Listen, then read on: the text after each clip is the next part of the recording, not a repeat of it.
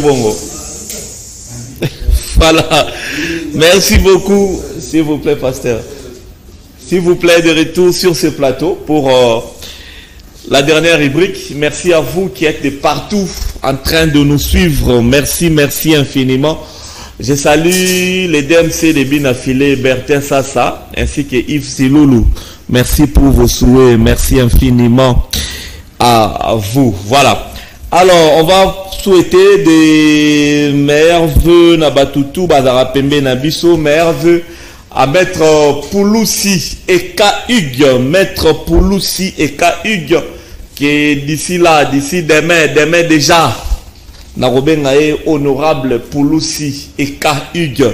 Meilleurs vœux à vous, toute la famille, meilleurs vœux à vous et tous les cabinets du Maître Pouloussi et K-Hugues. Je vois Maître Pierre Louboya à l'Argentier, Maître Dodondondo Bolumbuya PC, ya Maman Anjawazi, merci beaucoup, Maître Dodondondo Bolumbuya PC. Merci à Maître Dadou Boto, des meilleurs vœux à vous, pourquoi pas à Maître Dani Kanda, meilleurs vœux à vous. Mboula Sikaï, Memelabino Maramba, bien ébélé, na cabinet à Maître Pouloussi et K-Hugues. Meilleurs vœux au président Simon Ikamba, le petit béton. Il est Simon Ikamba. Il est 3 fois boss, 3 fois patron, 3 fois président. Meilleurs vœux à vous, le président Simon Ikamba, le petit Fati Béton, la fierté de Fati Béton. Simon Ikamba, 3 fois boss, 3 fois patron, 3 fois président. Meilleurs vœux à vous.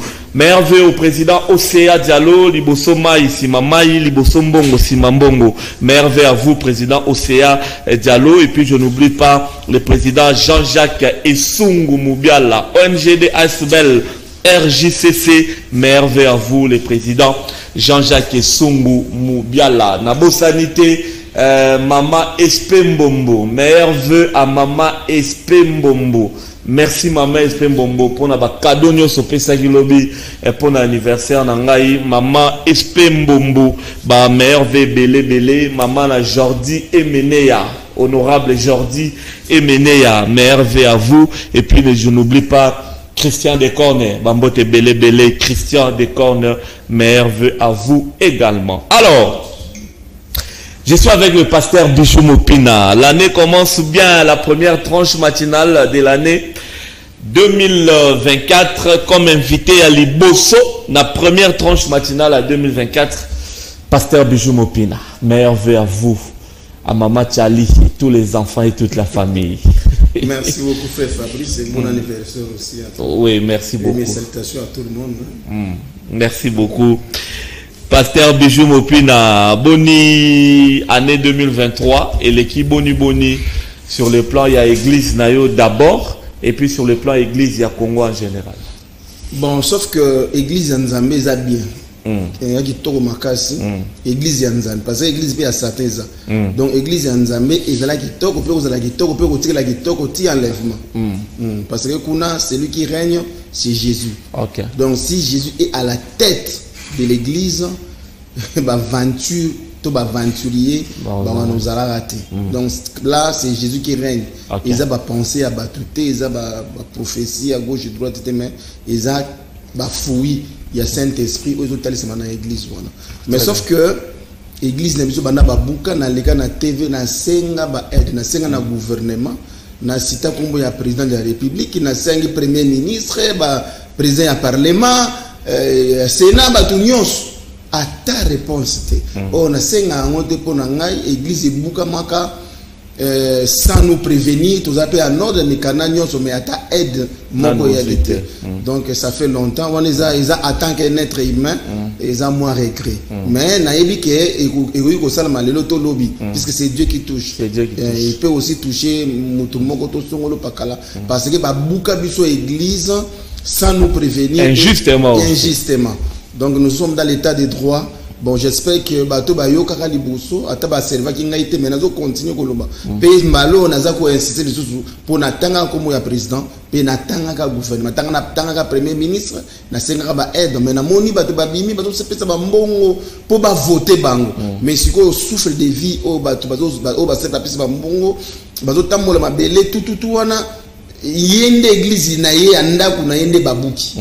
Donc yango nazala kaka na besoin ya aide na bango so bo sala ki po ba voter bino mais siko bo tonga nenda ko ya nzambe bo aider ngai te bo aider pe nzambe te ba yeda nzambe te mais toujours prier ba condition moko difficile et bo tout ça me pas na se ya ba bâche donc neti mvula so ke beti au monde ba kangami na ko même na film awa ndeze ko prier liboso to prier siko vraiment wo kamawa mais soki na mutu azobimisa mbongo ko bakabila batu ko pesa ba pagne na monde bazoko ba pagne mais ba mutu bazi po courant que pasteur ba buka ki église bazo prier ba condition mabe illégalement nous avons besoin d'aide maison yate donc très bien nous avons ça là tokolo ba sur le plan de l'église il a positif négatif pour babuka kibino vous changer ma place tout ça veut dire ça okolo ba positif parce que nzambe pe ba servir négatif teza na ngone ko buka eza na mokili eza na manifestation ya malédiction eza na mokili yango epousse ba buka église bato ba buka église eza ka bato nzamba sali c'est comme manifestation ya malédiction na mokili yango esali ke ko buka église nzambe eza église na ngate eza nde église nzambe ba buka ki eza ngate mais c'est pas dit que ba buka Jésus ko yemko ya ki na se ba beta e ba nyokola et puis c'est quand l'église il y a combien de personnes nous tous ko la très moi bête tu peux la place moi bête au premier yemko ko eza na combien de personnes ils ont un serviteur moko ba bengi Jean Baptiste. Il vous avez prier dans le désert. Donc on n'a même pas dit qu'il y a une église de telle personne, telle personne. Mais l'église en Zambé, ils a bien, peut écouter là où elle a bien. Donc si il est dans la tête, donc celui Jésus dans la tête, il y a église dénominationnelle, église donnée où elle a bien. Peut écouter là où elle a bien, Maria Bitumba, mais où elle a bien. Réveil na Congo, ils ont avancé bien. Constat il y a autre l'église en 2023 pour notre église. Mais on a aussi l'église en Zambé, l'église en Zambé à solo. Réveil, quand on parle du réveil, on voit le Saint-Esprit. Donc, ils ont qu'il est bien, très bien, trop même. Quand j'ai posé cette question, je parle des comportements des églises, des attitudes des églises face à la réalité belée dans l'Amboga. Malachie chapitre 3, verset 18. Bible tango ekoya bo vivre différence ba o bazo banga ngai na ba o bazo banga ngai te na on sait la différence ya ba serviteur na ngai na ba serviteur na ngai te donc ezana ngaka ba signe onza bazo talisa que bozo finga basali na ngai bozo finga ba pasteur bozo finga ba église mais botala oyo bazana bango ya ngate o babanga ngate bo mona ngondeni bo mona ba signe siko nzambe ndazo bimisa bango bo mona ke bato yo malgré considération baza au conseil bango bazana ngo batanzambe te bazana mo ya ngai te. Est-ce que 2024 ndeto bandi siko yawa attaque que pasteur reconnu dans Mboka biso Congo, est-ce que tu as des aveux, des idées à émettre pour l'église ya Congo ndenge nini ba oki ko tambola na 2024 oyo pour na oyo ki sanzambe sonité pour na pe ko tuka bandimité? Bon, église ya nzambe oki ko tambwisama selon Batouté, selon le Saint-Esprit. Okay. Dans le bras de pasteur, botika Saint-Esprit a conduit biso. Na bas église na biso et vous allez bien. Mais bateau botika Saint-Esprit a conduit bango. Mais bateau wana ndi fa de la bateau nzambe. Parce que bateau nzambe te botika Saint-Esprit a conduit bango te. Pour bango bazate na nzambe mususu o balandaka o eza ko diriger bango. Comment botika nzambe na bango wana ba ya na Saint-Esprit. Ba osala ngote. Ya on a vu que non, ceux qui bandimi ba lingi église na année 2024 etambola malamu mutako sala etambola malamu ata même na 2023 etambola malamu année 2024 etambola malamu parce que nous avons tête na église vraie église ya ka Saint-Esprit c'est Jésus. Très bien. Merci beaucoup pasteur Bijou Mopina. Alors, nga vraiment na ro sala ga coup de gueule oloba pour na pasteur Bijou Mopina na yambia wa nzamba toucher mitema ya batu. Babenga pasteur Bijou a opé sa numéro de téléphone en souka.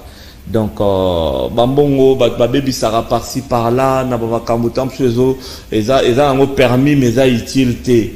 Voilà une église qui a été détruite injustement. Le roi Zamuto Nzambe a boyko ki na ngona l'état, la justice, a tiki justice Nzambe sala. Mais bino bande ko bolanda biso za na ba moyen za na bambongo na Nzamba tutio. Benga pasteur Bijou Mopina, benga tana numéro na ngai, contribution na yo pesa église Nzambe etongaba pour na peuple de Dieu ba ya osambela ye ba yo rapé mateya et kosala vrai bien. Merci beaucoup. Alors pasteur Bijou, on a bengi cela que vraiment c'était c'est sauvé. On a bengi cela que vraiment c'était par rapport à ma prophétie à ma pasteur. Parce que et là sujet, je ne voulais même pas en parler, mais en tant que journaliste Fona Lobelakaka, il y a eu des prophéties qui ont été dites, données par rapport à l'élection au Hérosalate. Ma prophétie est Pessamagé, Moutumora Mokunena Rokufa, il y a politicien ou bien candidat, je ne sais pas, et quand ça pétam sous malheur, Namboka, tout ça. On a vu pratiquement aucune de toutes ces prophéties et Kokisami. Les élections ont eu lieu, un président est sorti, provisoirement bien sûr, mais également, Moutakoufité. Alors, on a évité, on a tiré le temps pour nous faire ça point de vue naïo par rapport il y a Makambouana dans les réseaux sociaux vraiment et autres des frais. Bon, ils ont abattu belé, balobaringa naza pasteur ya IDPS. Nga na muluba. Nga inazala muluba te. Nazala ape na parti moti. Nga na pasteur koza na parti moti. Nga nazala muluba te, nazala mungala, nga na mbuza. Mais likamo yana souligné a pona ba pasteur. Soki nzambe abandi likambu na ye abanda yango akene nango tina suka. Constitution epesi 2 mandats, 5 ans, 5 ans. Ba pasteur bazo pesa ba prophétie wana. Ba kota ba tuna nzambe malamu. Moni pomba prophétie ba kota ba tuna nzambe malamu. Parce que baza ko se faire ridiculiser mais na kombo ya nzambe. Ngai na lobaki bona passa na TV na bi Félix président aza instrument o nzambe aponi pona ko bimisa Congo na bomu l'esclavagisme na situation au Congo ezalaki nango parce que Congo ezalaki beaucoup trop infiltré nzambe na mawana ye aponi Félix po abimisa Congo mais c'est pas dit que ça na bâton magique obeta pas nyo je di coup non eza processus omoni mais à sali 5 ans. Si comme mandé a 10 ans. Donc il continue à faire 10 ans. Mais moi je ne pouvais pas dire que non, Nengeza boye, Moka Kokufa, Moka Kosalabo, Arosalabo, non. Ce qui nous a fait qui ont message dès le début, message nous ont continué, ti na 2 mandats. Donc c'est lui. Or, ce qui nous a bandi l'ikamunaye, a succès à mon anzelate.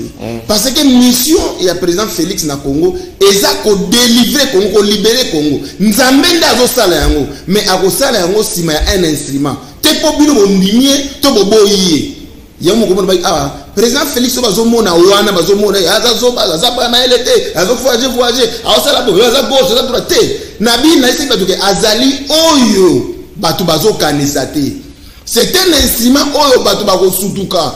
Parce que ane loko moko boye oyo e bombi pe oyo zo sala makambo e bano lekela batu ba traiter nga muta IDPS te mais nazali ko le makambo nzamba zo loba na ngai mais na lobaki te il faut na leka na kino ko luka e pona ebisa te na ko luka na kino ko ebisa te to na leka na pesa prophétie moko oyo ko misanga ridicule plus tard et loko c'est ba pasteur ba pesa ba prophétie batu ba tout temps aleti prophétie ya Rolanda.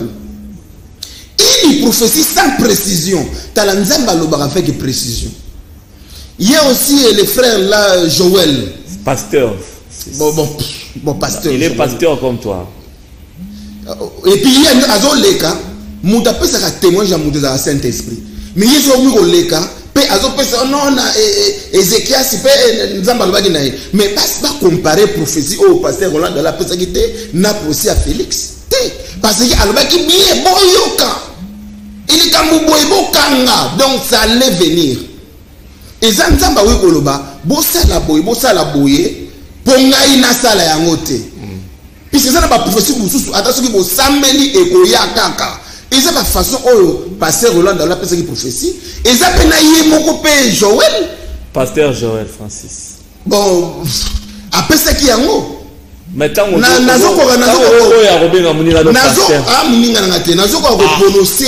parce que quand je le vois comme ça, Azo Fingisa, disons, image moi nazo bimisa image ya mutanza mbete. Quelle image?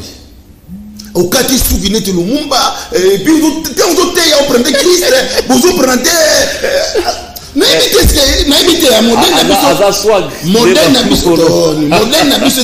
Modèle Nabiso et à Christ, n'est-ce pas? Christ parlait, je suis venu accomplir la mission de mon père. Christ a fait un comme on a poché de mine, nous sommes un spectacle dans ma manzambe. Si on bien passer Roland Dalo, passer Roland Dalo, parce que j'ai du respect naïe pour nazomona libana naïe nazomona ngazali. Mais c'est pas dit que a ngai na nimi à sa serviteur ensemble et puis na nima ngepete na nima teka sa serviteur ensemble. Roland Dalo, pasteur Roland Dalo, na nima na yete. Te pasteur Bijou na te. On dit pas que tu Nani mana ngait ka serviteur ensemble. Makamwana lobaka na lobaka makama mulimu na makama nzoto. Tu batunyo so bazo respecter. Bago respecter la. Mutaosa ba preuve. Yo kangai. Soki ngai na sambela na église ya pasteur Roland Dalo te. N'est-ce pas? Président de la République a sambela l'église ya pasteur Roland Dalo. Aussi monter que ça danger. N'a traité pasteur Roland un vrai pasteur te. Na lobi nga autre. Mais pourquoi tu l'as dit? Mais parce que ma lobby peut-être une manifestation à malédiction. Et ça l'éviter. Ngai na sambela kuna te. Na lobi président Félix a un instrument on nzamba poni pour abimisa mboka na esclavagisme. Na kéré na fraternité. Mais ça ne pas ngate mais na zape pasteur, il y a président Félix na pasteur na yé. Pasteur na rien. Attention ça me la pas ngate mais na pasteur na yé. Il y a moi c'est pas dit que comme président Félix assemble la pas Roland Dalo, né Roland Dalo a dansé, oh ya to banga ba tinso no. Wa jalousie pasteur. Na jalousie parce que yo mo robina atafu na rosepena liya matembele. Na fufu na bana ngana préparer bana nzambe pour l'enlèvement ngapena za enlèvement ke na leka na lo babuzoba na télévision pour na bima ridicule yoka parce que moi j'ai eu le temps aussi de parler avec d'autres pasteurs na basala nzambe msusu.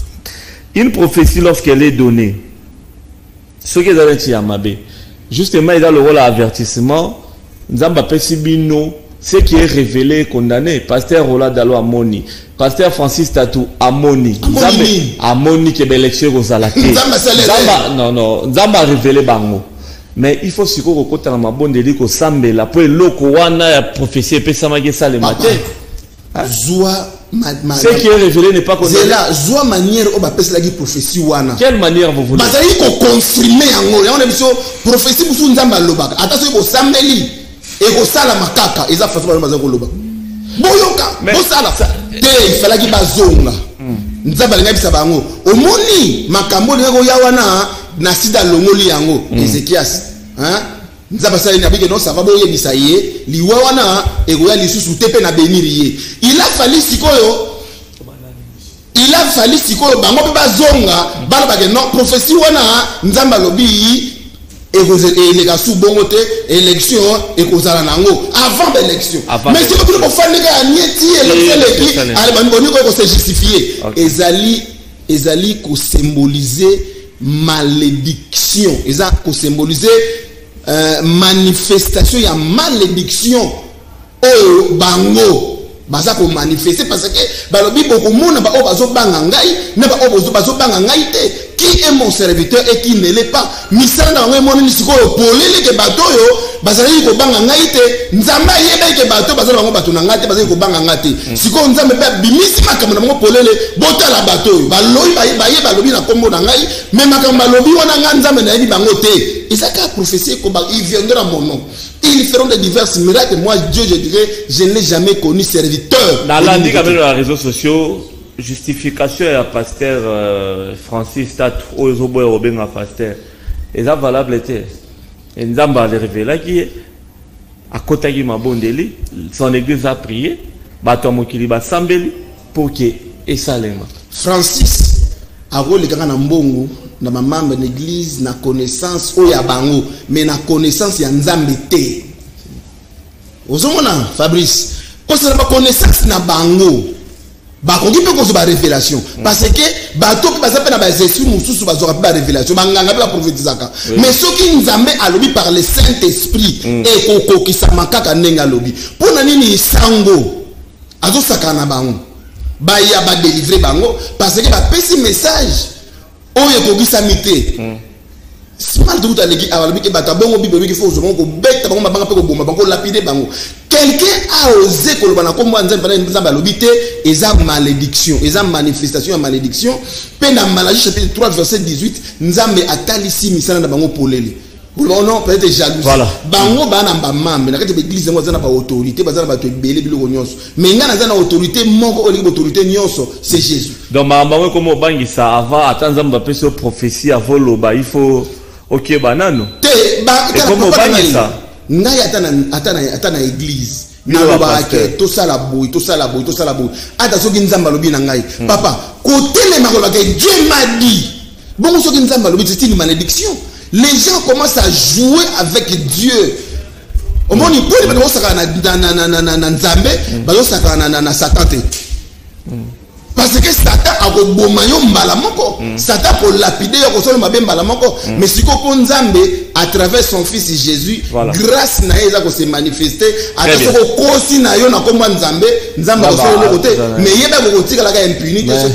il est là, la colère riche à bonté. Voilà, merci beaucoup, pasteur Bijou.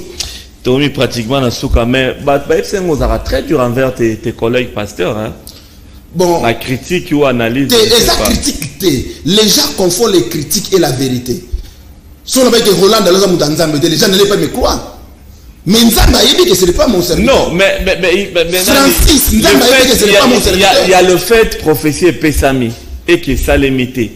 Ça ne fait pas de ces pasteurs-là. Il faut pasteur. Voilà. Pasteur Francis Alobi. C'est ce qu'il a dit. Façon on l'a dit na TV pour bien avec assurance sur les salamités Nzambe Nathalie Suyo que yo aux serviteur na ngai aux serviteur na ngai tu parles de Jésus tu parles mais aux parmi bato oyo balobaki bakoya na kombo na ngai pe ko mona bango na sala mais misala wana ba moni si polele les pasteurs ne peuvent pas se tromper.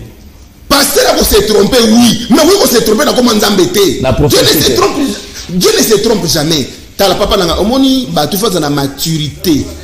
Batu faza na maturité ya prophétie. Na matière ya prophétie faut faza na maturité. Prophétie nyonso ezaka te ko leki na te voyo ko loba po ba mono danser. Et c'est loko sali bango wana. OK. Dieu aussi peut te confondre au bimi ridicule parce que ba mono danser. Très bien. Yo fanda ça la don ozanango. Et c'est que les gens à TV, qui lui a dit que ça n'est pas un prophète. Il n'a pas dit que pasteur Roland est un prophète. Il faut aller à TV, on peut la prophétie. A comme il dit, t'as la moutazo côté là. Moutazo nous la kata ou à chef, permettre neni, azar au sakana comme Nzambe, yende a comme un défenseur. Azali pasteur oui, mais voilà. Je ne sais pas. Ce sont les gens qui sont en train de salir. Mais on le dit aussi ça. Bandimi avec l'église voilà c'est pela na hôtel ngana les grands TV pour ba c'est pela nga prévenez que ba tout pas sur mo pesa nga mbongo te pour la très dur. Je devais parler différemment aux autres puisque si je suis serviteur de Dieu je suis descendu pourquoi pour expliquer les choses célestes non les choses terrestres. Parler de n'importe quoi pour ba mona nga ngana lobaki pour ba yeba ngai je devais faire n'importe quoi papa na ngai Fabrice na lobaki boue. Ce qui moutou ayambi Jésus comme Seigneur et Sauveur, sur la terre il y a la malédiction. Donc à signer arrêt de mort naïe. Verset wana ezalaka ya solo. Donc ce qui ayambi Jésus comme Seigneur et Sauveur dans la sincérité, a signé la mort. Cela signifie quoi? A signé que la vérité. Mais si vous pas pasteur bazo ko la vérité, ils sont en train de flatter les hommes politiques. Moi j'ai dit ma prophétie wana, ils ont dit ma flatterie. Bazo c'est là-bas tenter, on va parler de nous. Pourquoi toi tu veux chercher à parler de toi? Toi qui prêches la parole. Ce qui est l'élection, c'est les magité. On va le vaboter. Oh, oui, on a dit que Nabi bien, ezali manifestation à malédiction. Pasteur Francis, Ozoboya, Katasoki Boyboy, tout ça. Ceux qui me l'excès, Zala qui est Salema qui prophétie, n'est pas malgré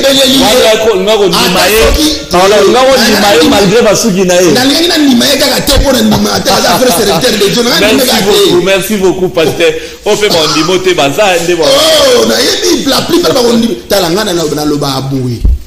Église nyonso, côté où bazo prêcher parole, miracle, prospérité financière, ils ont m'abêté. Mais église ya Nzambe ya sol, les églises ont préparé pour l'enlèvement. Très bien. Ceux qui ont pasteur de la Bible, ils ont préparé binoté pour l'enlèvement. Quoi qu'il en soit, ils ont prier dans l'église, ils ont kondi, prier dans l'église, ils ont bokeba. Parce que pasteur, président de la République, a besoin de bonne parole. Mais merci beaucoup. C'est la justice qui élève la nation. Merci beaucoup. Autorité on est sur pour prêcher l'enlèvement, bon prêcher la bonne parole, beaucoup de flatter la prophétie. C'est la manifestation de la malédiction. Merci.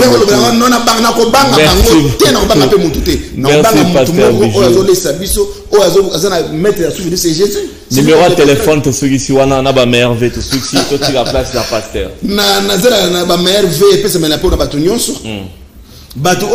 Christ, ce n'est pas encore tard. Congo, Kobimana yango, ils ont moko ba signe.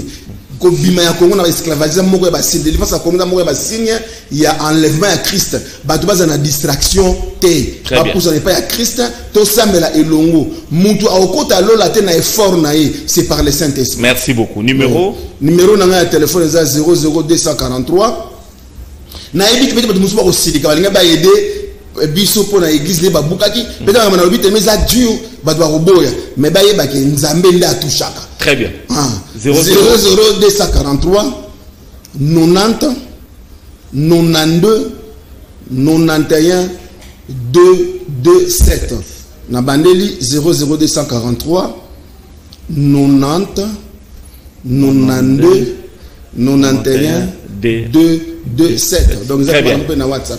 Merci beaucoup, Pasteur Bichou. Nzambe a bénir Congo. Merci. A bénir le président de la République. As un instrument au Nzambe a poni pour la délivrance ya Congo.